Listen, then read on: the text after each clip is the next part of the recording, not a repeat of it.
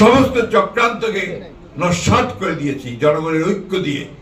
আজকে আমার সেই দিন উপস্থিত হয়েছে জনগণের মধ্যে ঐক্য সৃষ্টি করে আসন্ন নির্বাচনকে আমাদের জনগণের যে আকাঙ্ক্ষা, একটা গণতান্ত্রিক বাংলাদেশ, একটা উদারপন্থী গণতান্ত্রিক বাংলাদেশ, জনগণের স্বপ্নের বাংলাদেশ, শহীদ জিয়া রহমানের স্বপ্নের বাংলাদেশ, দেশনেত্রী বেগম খালেদা জিয়ার স্বপ্নের বাংলাদেশ, তারেক রহমানের 31 দফার বাংলাদেশ, সেই বাংলাদেশ যেন আমরা নির্মাণ করতে পারি।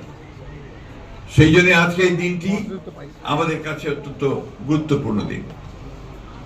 আজকে যে পোলারাইজেশন সামনে এসছে, অর্থাৎ বাংলাদেশের